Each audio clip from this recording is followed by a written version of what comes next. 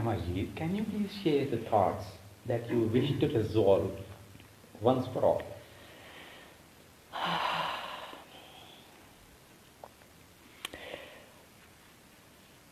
I have a deep sense of restlessness. It's very deep. And I've been trying to find what the source of that restlessness is.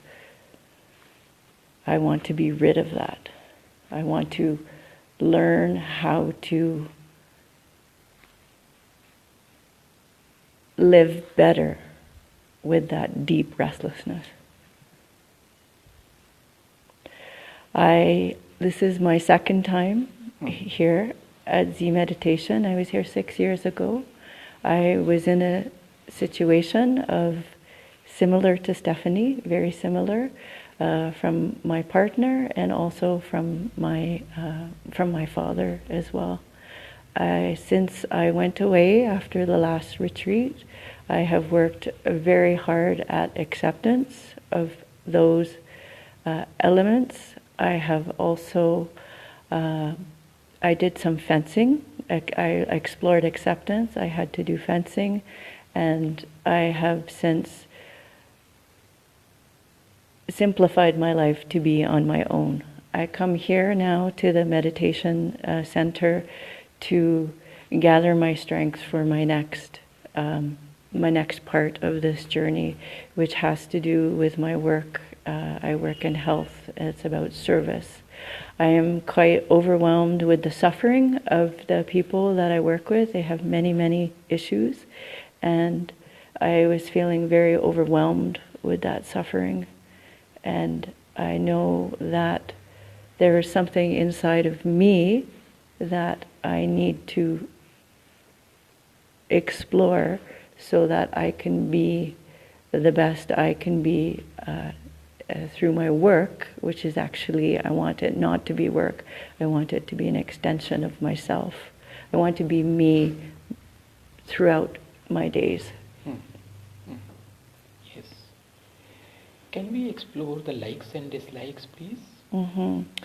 I like...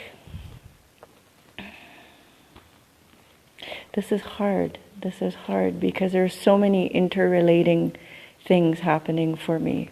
So many different people and circumstances. I like to be peaceful. I like to be focused in my being, in my work, and in my relationships with people. I like quiet, to reflect on all the situations I encounter in my days. What are the dislikes? The dislikes are when I encounter a turbulent energy in people and circumstances. I know it's not mine to carry. I do not try and fix it, but it sticks with me. It sticks with me. I have difficulty letting go of much of the darkness that I have to walk into in my work. I feel I have light to offer. I feel I can give that, but I feel the darkness sticks with me afterwards. I don't know how to release it easily. I understand that the actual like-dislike that we need to do work on is people should not suffer. People should not be in pain. When they are in pain, I tend to take that pain upon myself. Do I understand it right? That is absolutely correct. I also know that the suffering of others is connected to the suffering that I experience for my own self. I feel that is where the deepness is. I have to relate to my own suffering first. Yes. Can you appreciate the fact that wherever causal feelings are there, consequential must follow? You go to people who have endless expectations from their family members, from you, from your colleagues. They want so much from you, And then they don't get everything, they suffer. And they are not ready to realize this fact that they themselves are the cause. I think that is very true. I know I cannot fix people. They've lived a whole story of life before we meet. The pressure I feel is that they will take their life and put it on my lap as if, here, you must fix this. And that is the heaviness that I feel. I don't know how to gently put this back where it belongs. I do know that by listening, I am able to keep myself in my own space and create a space for others to explore their own suffering. And this is part of what I'm exploring right now, is about not taking it on. I can bear witness to it. Nice. I can bear witness to it. There is the concept of detached compassion. If shoulds and should nots are there, that is not possible. Detachment is not possible. You still want them to change. But they only want to, crib. They only want to tell you, get your sympathy. They only want that you have some, love for them. You understand them. But they don't want to change. I told you about in the class about Anthony. He reached the point of committing suicide for the same reason. That they are giving all their misery, all their suffering to me. But you are free not to take it and yet listen. Yet be compassionate.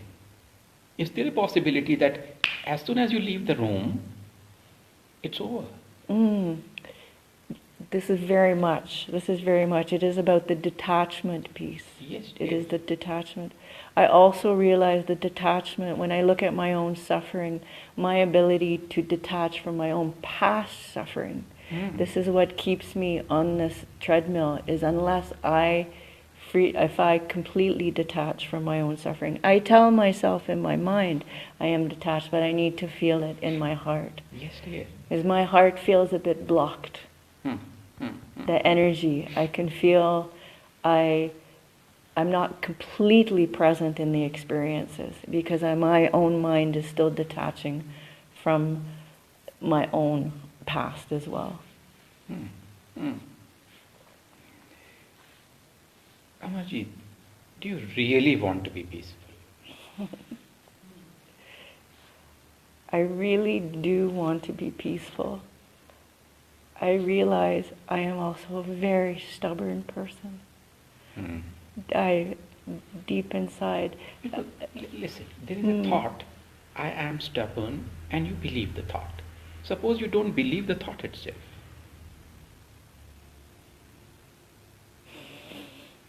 I was stubborn. That's the past. And the past should not continue in the present. I am free not to let it.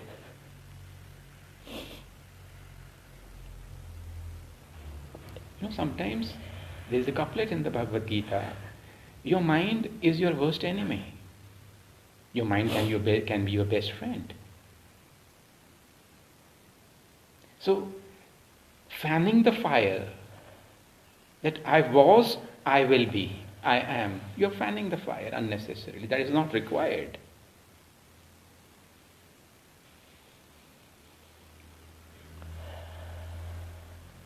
Suppose I ask you, peace or wanting to fix the world? There should not be suffering in the world. And they should not put their suffering upon you. They should not have endless expectations from you. These are only thoughts in the mind, nothing more than thoughts. And you believe when they are expecting, and you have a mindset that says they should not expect. They should understand my needs also. And they don't. And you believe all these thoughts, and suffering takes place. Suppose you let go of the belief. You don't have to change them. you have to let go of this belief that this should not happen.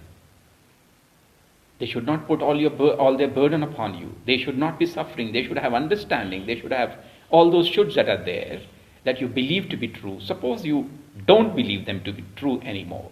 How would you feel? I feel light, so light and open. The crux of the matter is, tamas is wrong, rajas is wrong, sattva is good. And which is, the problem of all the sattvic people on this planet.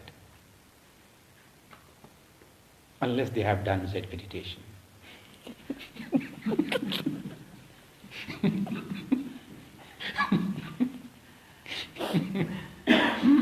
That is why you see good people suffering everywhere. Because there is lack of the acceptance. Compassion is there, empathy is there, but acceptance is not there. Acceptance that people will not change. Because they don't want to. Acceptance that they will crib all their life, they will be unhappy all their life, and they will blame everybody else around them for that unhappiness. It's okay they are doing it. It's their mind, it's their business, not our business. The conditionings, please. Let's come straight away to conditionings. I believe people should be responsible for their own well-being. Hopeless. I believe the world should be a good and just place. By the way, you have a great Prime Minister. We don't have that also.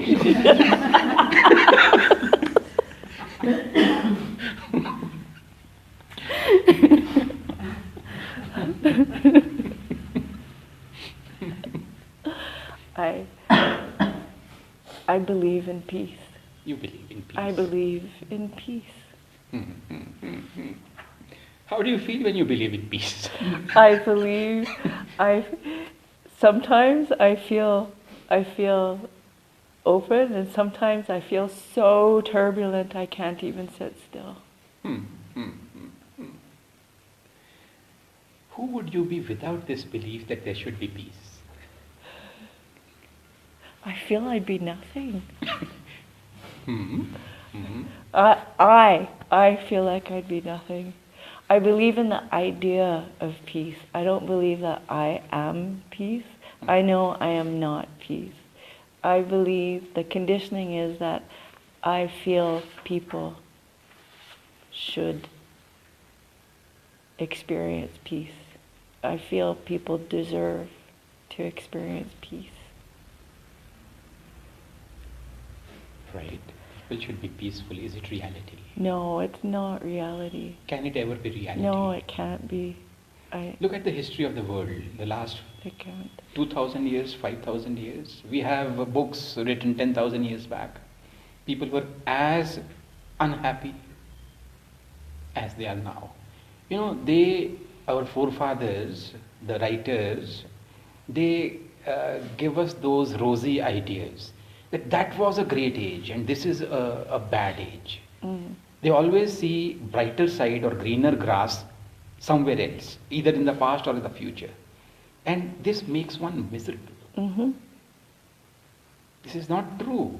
Tamas, Rajas, Sattva, then, now, they will ever be. The concept of a new earth is, a stupid concept. People change, not groups of people, not societies, not countries. Individuals do change. So the other thing that happens is I hear that, I agree, then my Western mind will go to science. My Western mind will go to science and know that this world is a turbulent world. Know that things are constantly changing. It's the physics of what's going on all around us. I know that, and that grounds me. I'm vacillating between these ideas of like peacefulness versus, chaos or systems that are trying to reconcile themselves. So I find I go between these different thinkings, and that's what confuses me as well. Because I think this way and then I think that way. And it's exhausting. Is ladder of evolution fiction or science? I think it's both. Mm-hmm. I see both. Mm-hmm. I see both. I see people in the same way that I can see electrons moving around. The way that electrons will gather energy and then catapult into a next level of movement. So, which means that is possible. Yes. From this first to the second to the third, all of us are so kind. You are sitting with your eyes closed and we are giving you tissues. Oh, thank you. Oh, I can talk. Yeah.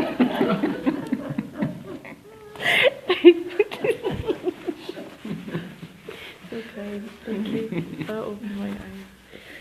All right. So there should not be chaos. What I understand is, what you're saying is, that those who are in extreme tamas and rajas should move into introspection and freedom overnight. I don't think that's possible. Okay. I know it's not possible. I know that even for a tamas person may stay in that quality. There may be variation within that quality. Yes. You may, if maybe one or two may move into rajas, out of tamas into rajas. Like, I know the possibility exists. I don't expect people to change their nature. I don't think that they can change their nature. If they are inclined to grow and to do the work, then they may experience some change. It's not mine to make that happen. I can watch if it is happening, but when I look at the people even in my life, there are different proportions of the qualities. And I also know that in different circumstances, different times in our life, those proportions can change as well. Yes, they can change. I see that. I see that now. I see that now. But not in everybody. In some, these will change. In some, these will not change. Suppose you align yourself with the reality. Yes. And that awareness of that helps me understand when people are coming to me and say, fix it. Because now I have a better appreciation of where they may be coming from, so I understand. So that when I meet them, I have a better sense of how I am meeting them. Meaning I'm not taking it on as my own. You know, there is a saying, you cannot heal a person if he does not want to let go of his attachment with what caused sickness. That's exactly the burden that I feel. Because that attachment comes from a whole story of this person, another person's life, which is not mine. Yes. Yet the expectation that suddenly we meet on chapter 25 and that something is going to happen, not possible, not possible. I feel the pressure of that. I feel the pressure of that. And I know that that is linked to the pressures of my past of should do this, should do that. Yes. I see the connection now. Yes, I see dear. the connection. Yes, dear. They come in your life because they are your teachers. They are waking you up. So many teachers. I have teachers everywhere.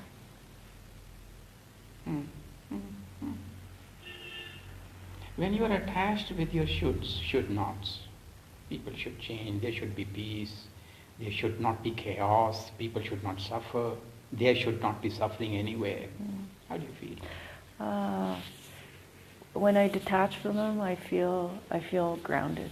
I feel in my body. I feel more, my being feels more solid. Is there any reason to continue remaining attached? Is there any reason to drop it for good? there's every reason to drop it for good.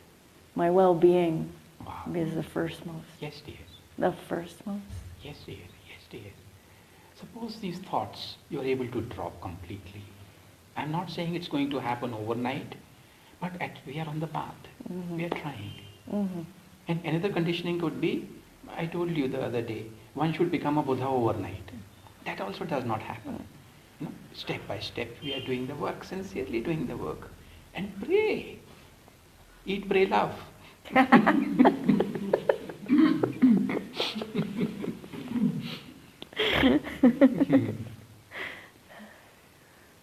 The turnarounds, please. What is your business in this moment? And nothing else is there. You're not in Canada. Mm-hmm. This place is called Dharamsala. My business in this moment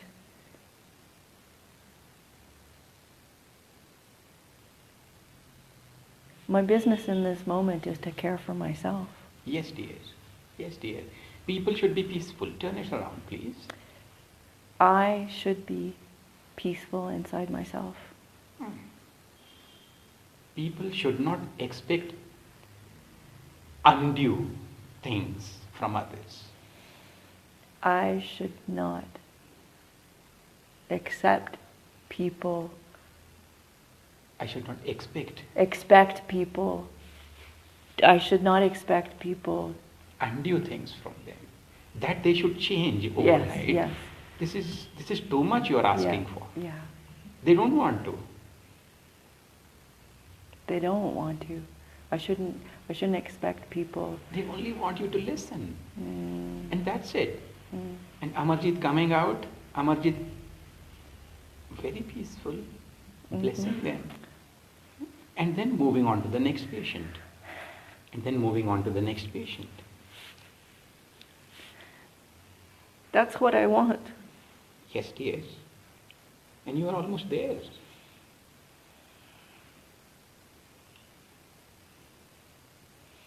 Normally I have seen the thoughts, and you are going to experience this now, the thoughts that are really troubling you during the first 5 days don't come to you at all in the next 5. Let's see if it happens.